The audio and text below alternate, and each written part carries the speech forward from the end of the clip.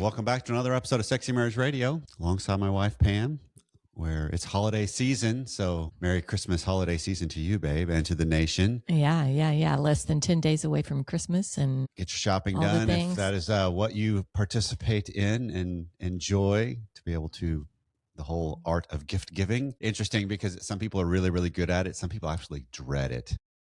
That would be me. That would be me. The whole concept of having to go find gifts. But as we also start winding down a year, we have traditionally over the years of Sexy Marriage Radio, we do the 3 words to kind of help set the year and the stage for the year to come for 2026. And so we've talked about this in the past. And if anybody's familiar with the nation, you should hopefully have heard this if you've been around, at least around the yearly rhythm we follow at times, where that'll be coming up. And so if you want to join us in the 3 words, which is rather than a New Year's resolution, you pick 3 words to help chart your path and your focus for the coming year. And so that's coming up. And so typically it takes a little bit of time to pick them and let them percolate up to the surface of what could be good. But we'll be sharing that after the first of the year. So the first episode in 2026, we spend some time talking about the 3 words. Yeah, the last few years, it's been the first episode of the year. So if you want to go back and check out the last couple of years, you can or just go back and look at that. Go to smr.fm, and at the very bottom of the homepage is a search bar. Type in 3 words in that search bar, and you'll find some posts I've done over the years too that'll talk a little bit more about it. There you go. And it's just a good way to help look forward to what's to come, and then not just do it haphazardly in how we go forward, because the goal, one of my words for the coming year fits into what I'm already doing now. I'm not giving away the word yet, but I've taken up running in 2025. And congratulations to you. I want you guys to know that Corey just did his first half marathon. He did the Dallas half on this last Sunday, and he killed it. It was fantastic to watch. And I've been super proud of you, babe. Yeah, it's been a fun culmination of a lot of days, a lot of mornings of running that have actually been really, really calming and therapeutic for me, which is why I'm just blown away. Like when we got home from the race and I was like, if you would have told me a year ago I would have just done this, I would not have believed you.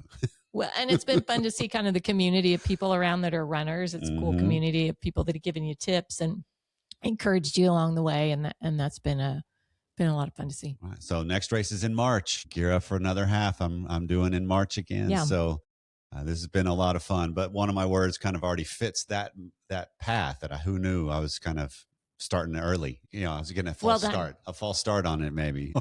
Well, where we're heading today, this is an email that came in, and we're just going to dive in and use some of the particulars out of it to help her specifically. But then also we're going to extrapolate out a little bit more on what we can tend to do as people. And where we try to control things that aren't ours to control when it comes to relational dynamics. Okay. Yeah. And so here's the email. This is from a wife that says, I love your podcast and it's helped me so much to focus on what I need to do to take responsibility for myself and my sex life. But I have a question about my husband's erectile difficulties. It's been present for several years, and it started with a very long-term stressful events in our lives. He's gone and ruled out all physical causes with several doctor visits, and they all tell him it's probably stress. I wish they would tell him to talk to someone about his stress. I've been seeing a counselor for many years to work on my own anxiety, and I've even been seeing a sex therapist to work on what I can do to help our sexual relationship. So do you think doing the things my counselor suggests will be enough to maybe someday help him get over his ED? Like even if he never goes to see a counselor? I know he has to decide that for himself, but he's very resistant to that kind of thing. It makes me sad that he's not willing to at least try. His blood pressure has been up higher than normal, and I think the stress is affecting other areas of his health as well. So I'm open to any suggestions that you may have in this. Thanks. So this is a very, very common issue, not in the ED, right? Not in the particulars of this, but in the dynamic that's being uncovered in this. Dynamic where she wants to be able to help fix it? Yes, because something that happens with our spouse, whether it's for sure like this, where it's a direct impact of a husband that cannot get an erection with a wife that wants to have sex, is going to have direct impact on their sex life. That's a no duh moment if there ever was one. Yeah, absolutely direct impact. It's so common for us to want to fix other people's right. And so issues. To her specifically, with her phraseology, she's saying, do you think doing the things my counselor suggests will be enough to help him get over his ED? And the direct answer is to that question, no, because you cannot seek therapy at him.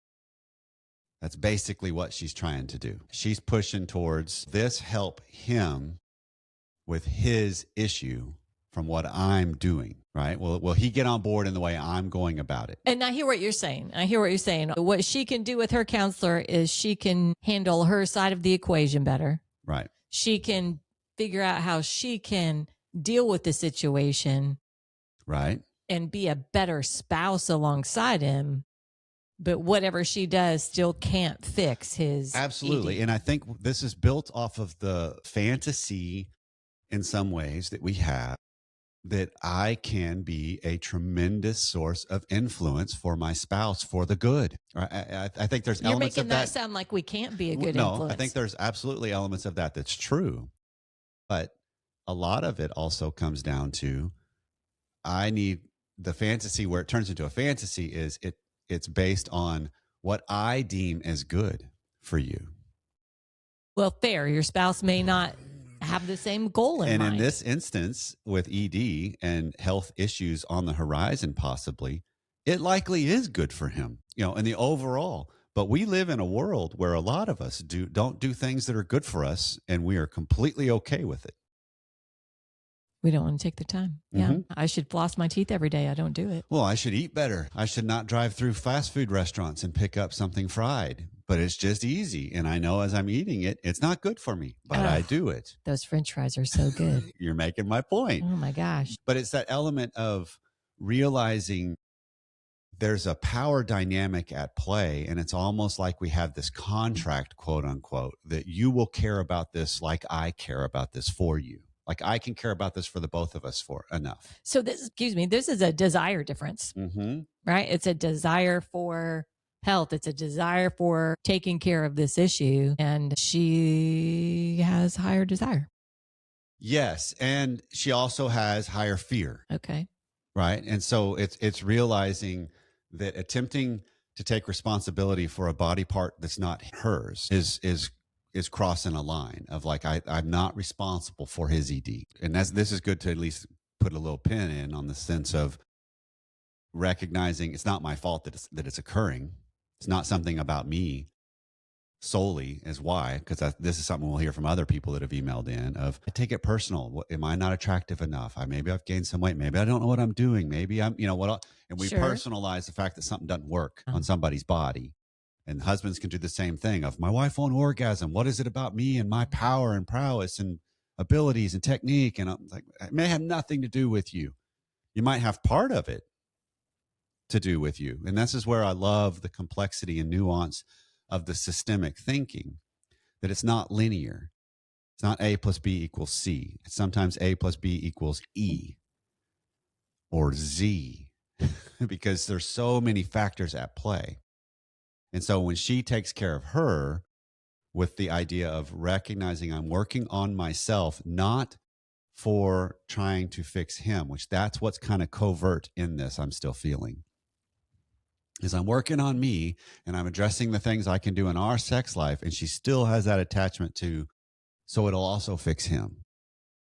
So the way I see it from what you're saying is she can do the things that her therapist is talking about. And that may relieve some of his stress because she's coming from a better place. And now that's one less thing he's got to stress about.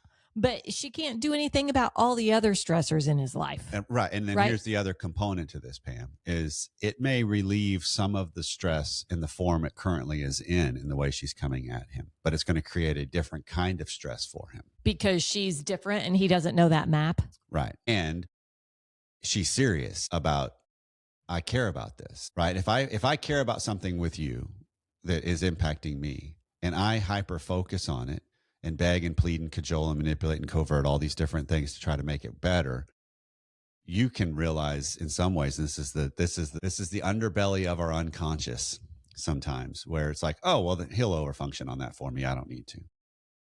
This is akin to the same thing that happens when I care about a house that's a whole lot cleaner than you, and I really am on you all the time about how carry your side of the way, carry your, clean up your mess. But you can, on the undercurrent of your unconscious, you can go, he'll take care of it.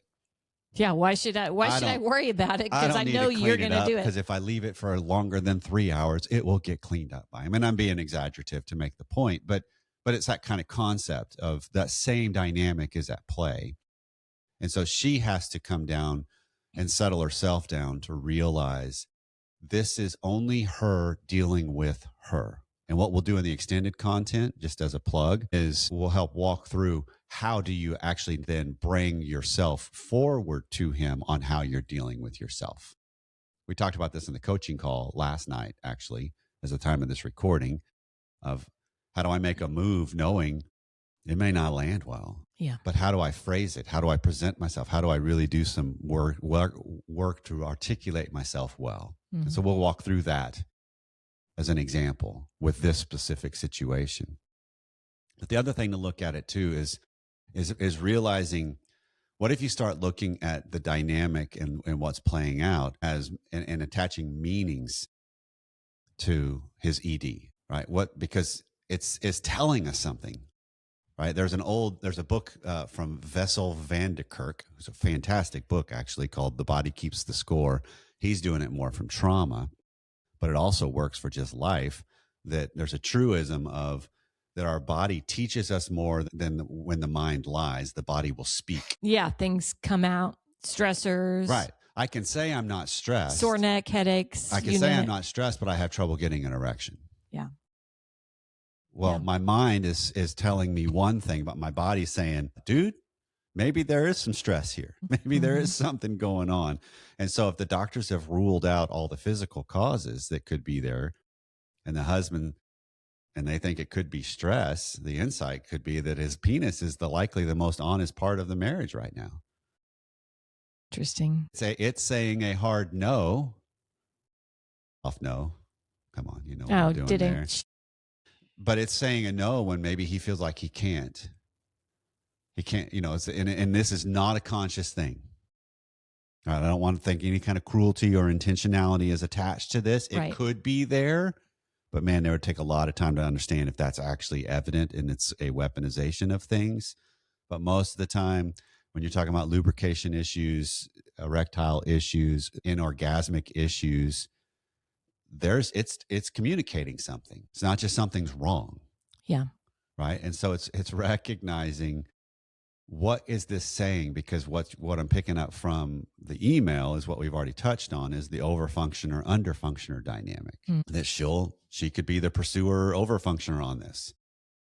And so I'll see a counselor, I'll do what I can, I'll carry my weight and all that. And that is all well and good, but then how you present that and what you do with that is where it starts to then have impact. And it can be a little more positive impact, or it can be a negative one. And he can be the classic distancer or underfunctioner, which is just I don't need the help. I'm fine. Everything's good. And stress is one of those sneaky little things. Yeah, sometimes you don't even realize you're under stress until the things happen. You look back on it and go, oh, yeah, that makes sense. Yeah, because if you use the Schnarch terminology that we've talked about over the last couple of years on the show, is when I'm regressed. There are times when I'm in a chronic steady state regression and I don't even know it. The only time I will know it is when I've come out of it. Yeah, and you look back on where you were. Right. Yeah. It's like, this is not a direct apples to apples connection, but what just came into my mind is it's akin to a woman knows there's a possibility of postpartum depression that could happen after, because that's talked about. Doctors, your OB will typically talk about that and say, hey, your hormones are going to get way out of whack after you deliver the child. It's possible you're going to have a season of depression. And then you're kind of like in the euphoria at the beginning and the fear at the beginning of what am I doing? What is going on? And then all of a sudden a new lull comes in, and we called it the fog stage. And then you're like, okay, what's going on? What's wrong? And your mind just can't even catch up on the fact that everything's out of whack. Everything. And you can't make sense of it because you don't know how under functioning you actually are in that moment, how overwhelmed you actually are. And then when you come out of it, hopefully soon, but later, who knows? You look back at it and go, wow, I was really down. I was really off. That really scared me, and in the midst of it, you wouldn't have thought anything of it to that degree. So it's the same kind of thing with stress. It's the same kind of thing with our functioning of, I often don't see it until I get out of it.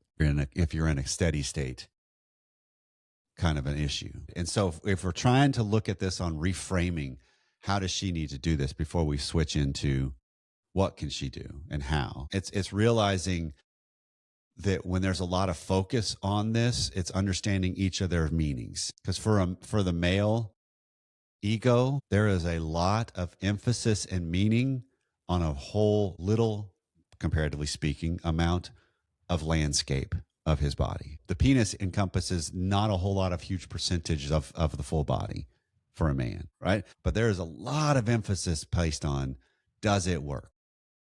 How well is it functioning? What is it capable? All these kinds of things. And so there's really, this can create a huge element of vulnerability, a huge element of beyond purpose on the idea of, I can't, I feel broken. I feel less than. There's an identity associated with it that can really be troublesome. And so if he's got stress from other outside sources and then you tack this on top of it, there's even more stress. You're just amplifying stress, right? Because it's an issue of just realizing he can easily feel like a patient in this dynamic and in this marriage. He is the identified patient, which is another common thing we do in marriage of, I blame my spouse for my ills and my struggles and whatever the issues are that could be. And so for her, it's also realizing that there's a lot of heavy work associated with their bedroom. Because how do I do this right? How do I position myself? How do I seek what I want, knowing I'm going straight into something he maybe can't participate in the way I want him to? And that creates this huge dynamic. And so you have to start asking yourself some questions. And this is specifically to her to help reframe it, to where I look at it as, how do I get into the realm of connection and pleasure better with him? That is it possible you can be sexual without him needing an erection? Okay. Can you envision that? Because again, we still can get caught up in, that's a big transition for her. Sex only means penile-vaginal intercourse. Is that indeed the case? Is there truisms that can be found for you as you kind of grow and evolve to where you can see it as there's ways we can connect that don't involve these body parts? Well, I can see where it would be hard, though, for a spouse if he, even just trying to play and enjoy, if when you see that your spouse is erect, that gives you like this signal, right? That's it would be harder. Well, that's the whole concept. It would be harder to get. That's the whole concept of that the body's telling the truth here. Yeah. In some ways, because there's also the corollary to this that's the exact opposite of, there's a disconnection between the body could be sending a signal it's ready, but the mind and the spirit aren't. Sure. Right. There's just lost the woman that did Come As You, Emily Nagoski actually created. She has discovered there's sometimes a disconnect between, and this is the exact opposite of what we're talking about here, where the woman is engorged and lubricated, but her mind and her spirit are not ready for sex yet. Because the body just biologically started working, and guys husbands and can do the same thing, where the erection's not the problem, right? It'll happen. Am I really ready for it yet?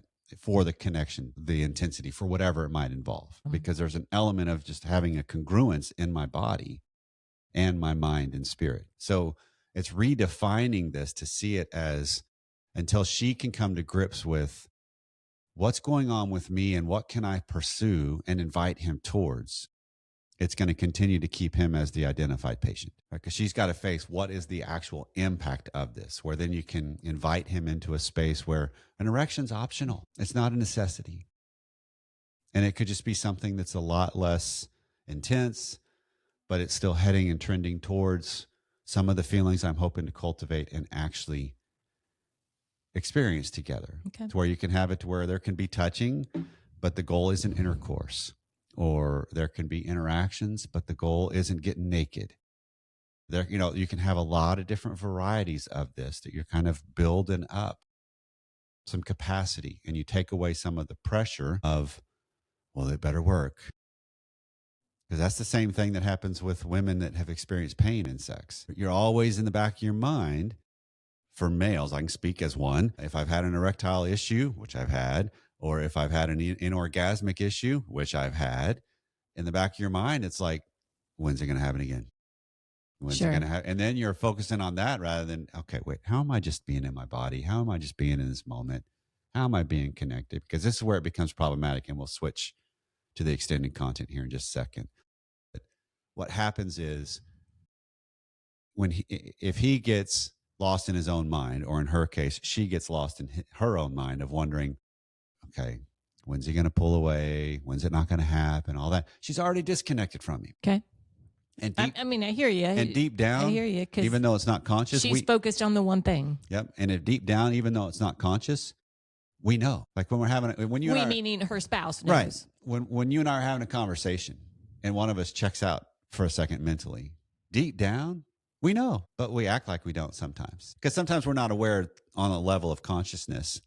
But if I really start getting more in tune and settle myself down, I will be. And it's amazing to where over the years we've had, the last several years, where we could be having a conversation and I check out and you just stop talking for a moment. And it's like, what happened? It's like, well, I felt like you kind of went away. I did. Continue. I'm back. Let's go. Yeah. Right. And it's just that element. That's what we do as humans. And we for sure do it in the sexual arena. And so when you start to see it as, okay, this is no longer needs to be a fix-it project. This could be a developmental project of myself. Not trying to developmentally update your spouse. Right. It's got to be you. So this is gonna start with some honest conversation with yourself and also with your spouse. And that's where we'll go in the next.